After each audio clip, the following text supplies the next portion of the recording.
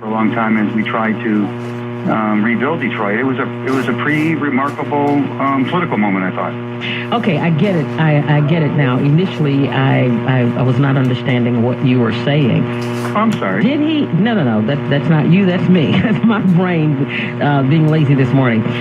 As he said that, did he talk about any policies that his administration is putting in place, any efforts underway by his administration to ensure that those kinds of things don't happen? And the reason I ask that question is because that's exactly what we've seen in downtown Detroit. We've seen senior citizens pushed out of buildings they've lived in, thought they'd be there for the rest of their days. They've been pushed out. We've had other people who were not seniors, who were working class people in downtown Detroit. They've received notices from apartment owners that their rents were being doubled and tripled, therefore forcing them out.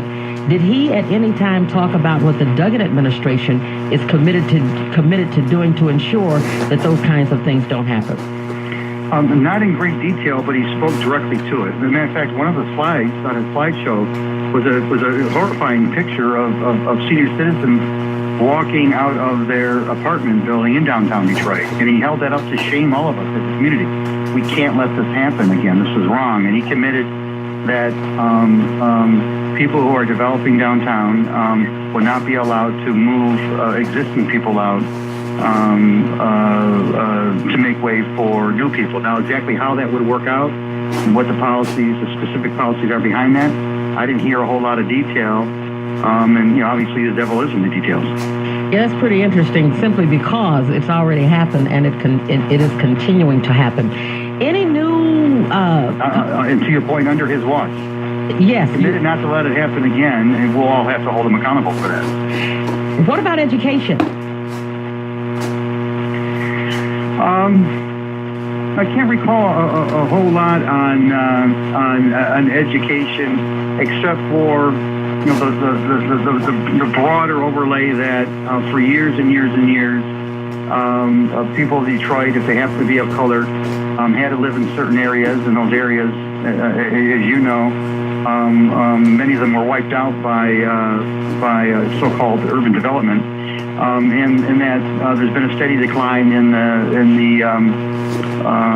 the health of Detroit schools as part of that systematic racism. But I don't recall any specific policies towards education being brought up. Was there an introduction of the new education chief in Detroit made to the group there? Normally they have these education panels. Yeah.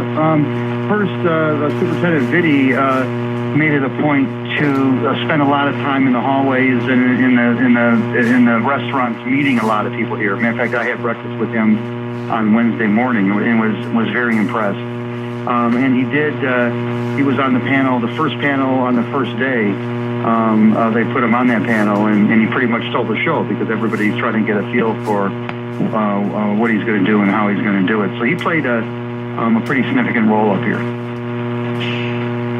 What did L. Brooks Patterson, what was his contribution, and did he behave this year? I don't recall seeing him. Really? To be honest with you, I don't know if he was here. Must have been pretty low key there. Now let's talk about the governor's race. The story came out this week that in less than 6 months, Gretchen Whitmer has already garnered more than $1 million in her desire to run. There's some chatter from the Macomb County Executive, Mark Hackel, that he might consider running as an independent. What was the buzz on the island? There was a lot of talk about, is it wise for the Democrats to have tried to clear the